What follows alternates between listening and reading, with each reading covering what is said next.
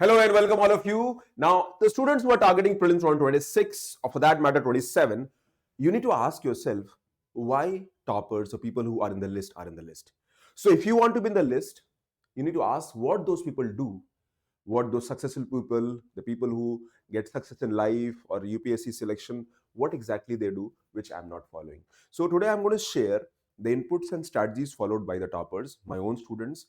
And remember, this is coming from the learnings I have made from the student themselves because they are silent performers. They don't make noise, they keep quiet, work on the process, eventually get selection. And the noise comes when when the name is there in the list. So before than that, the process is very simple. So if you really want to know and understand, make note of it. You can make a mental note also, or you can make a physical note. Take your pen and paper and start. So the basic is second and third revision because first is reading. So let's understand. For 5 minutes we'll take it, and I'll also tell you the formula. How you can remember better, because memory recall is also equally important. So first of all, second and third revision group, the toppers remember everything. Now, why are the toppers? That is a basic question. They're in the list not because they're intelligent, but because they're smart, because they're sharp, because they know what to do and what not to do, because they're able to control their emotions, because preparation is also based on emotions. It is not about just hard work. A lot of people do hard work, and you have to ask yourself, if you're not doing hard work, probably you'll not be in the list. But if you're doing hard work and you are not there in the list, you're not clearing the prelims, because our objective is to help you crack prelims in the first or next attempt without overwhelm. So the revision approach. Now remember, I want to tell you a very simple formula. And if you follow this and do one thing, follow this for one subject. As per the scientific approach, if you revise something, let's say I read something, and if I revise after 10 minutes, and if I revise after 24 hours, and if I revise after 7 days, the retention goes up by 80%. So 10, 24, and 7. 10, 24, and 7. So remember, that is what you have to do. 10 minutes, that means whatever you study today, revise after 10 minutes. Then after 24 hours and after 7, your retention will go by 80%. I'm not saying this, science is saying. Neuroscience is saying. So if you follow this, I'm sure that. But even here also, a lot of people go with their own approach. I usually advise that you can follow 1D, 1M, 1W, which is also same. 1 day, 1 week, 1 month. It is same, right? 1 day, 1 week, 1 month. So yes, here in the same day, you might study in the morning and revise in the evening, but same day effectiveness goes up. So 1D, 1W, 1M. Remember, this formula have to be understood. Now, first of all, if you really want to crack prelims, static is the key. So you have to crack the static area. And that is where you need to identify how much hours I should be putting to static area. Now, there are two scenarios. Scenario one is where you have understood the basic, you have read the basic, and thereby revision is important. Now, here you can follow this formula of 2 or 3 hours. That means you can revise subject 2 or 3 hours, and every week you can cover one subject very thoroughly. But let's say you are a beginner and you still have time, you can extend this hour. But in the entire process, always link with previous year question. To understand how we are linking with previous year question, I'll also create a video on PYQ it will understand you better. And you can come to our inner circle session where we have every Wednesday at 8 p.m. we discuss the inputs, and with quiz, with the proof of concept, I'm going to share you. Okay. So other subjects you can follow 1 to 4 hours. That means after covering your GS static subject, the remaining 3-4 hours can be given for answer writing, for CSAT and other areas. Now, one subject a day, that is the max we have to do. One subject a day, because if you're studying 2-3 subject, retention will be weaker. Max you can do 2 subject, but again, it is very individual. I usually tell students that complete one subject, and because you're doing one subject, then you're doing current affair, then you're doing CSAT, then you're doing optional. So there are so many things you're doing. Even if you're doing one subject, CSAT and current affair. So you're doing 3 things. That is more than sufficient for every aspirant.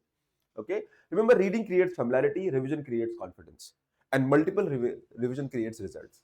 So you need to make sure that you focus on doing what others are not doing. You focus on doing what toppers are doing, what people are there in the list. So aspirants, they read 3-4 times. They make you took out your class notes and you read it. But reading comes with zero accountability, because the idea is to revise. Remember, we discussed about 3R strategy. The first is read, second is revise, and third is recall. Okay, so what you do, you're reading, but you have to go to revise, and this should go for at least 2 to 3, and then the recall factor automatically comes forward. So toppers revise 6-7 times, but smaller content each time, because as your revision loop increases, your time to study the same subject comes down drastically. Now people who want to get selection, want to create them or make them the list in the next or the first attempt of UPSC CSE, connect to us, our mentorship program. The mentorship program, we have proof of concept, because we'll accelerate your learning process, we'll make things simple, and we'll make sure you save time and crack in the first attempt. You'll follow very simple strategy. The full holistic or prelims or mains, you can connect with us and you can see the unparalleled mentorship. And we have an ecosystem called Edge Learning Hub, where you'll get a platform and everything would be tracked, and AI will help you to generate better results.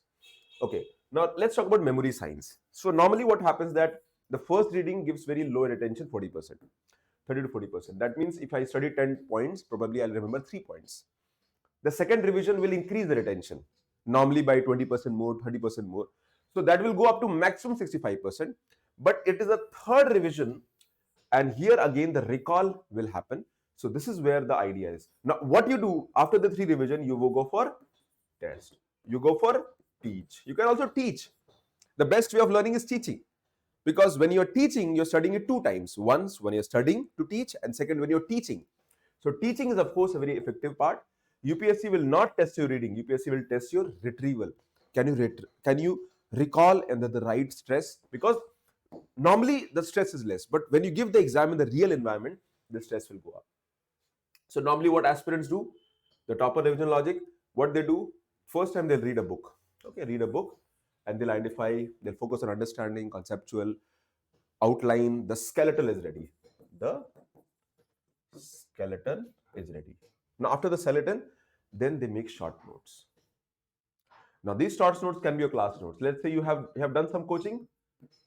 At our place also, in our mentorship, we provide all the lectures. You can go through the lectures, you can make class notes. After you make class notes, you revision, you recall factor is there.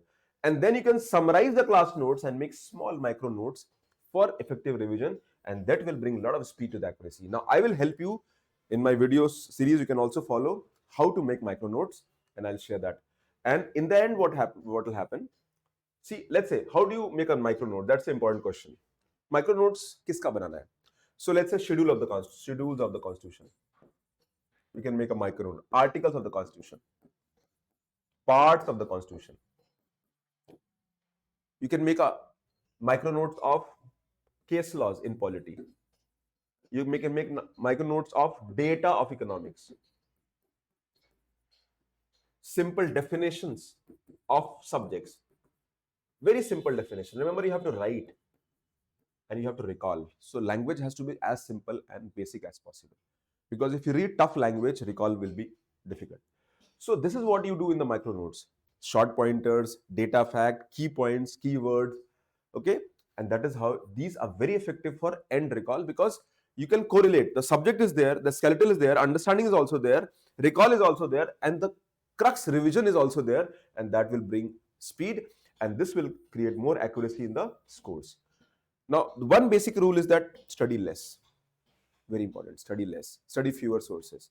Now, this is something that 90% people will never understand, because they're going to have FOMO. They want to do everything, and that will never work.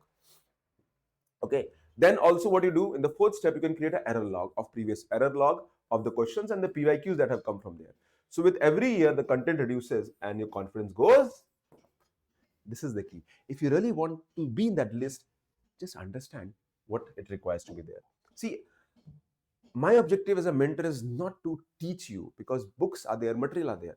My objective is more to help you in the context, understand you, and bring more clarity in the process which you are following.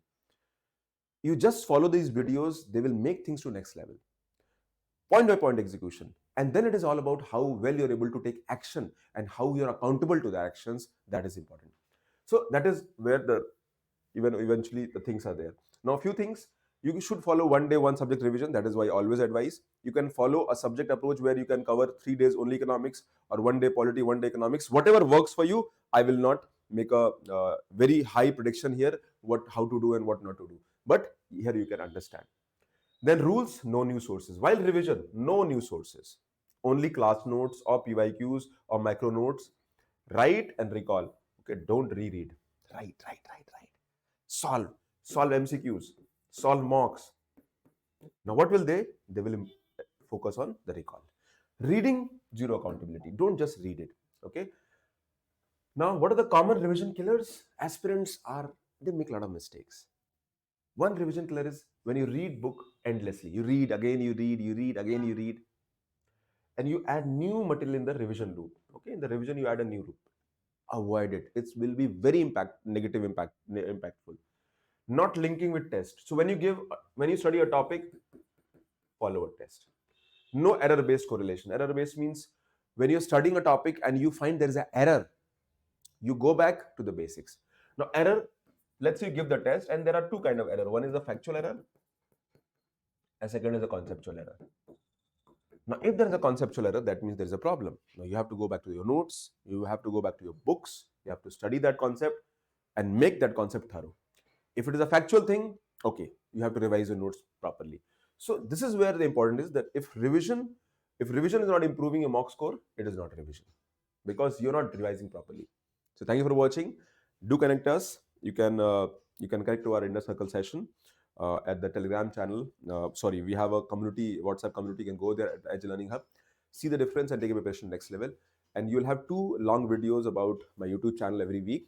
And we'll also be launching a webinar for people who want to get selection. Good wishes, take care, and let's see you in the list finally.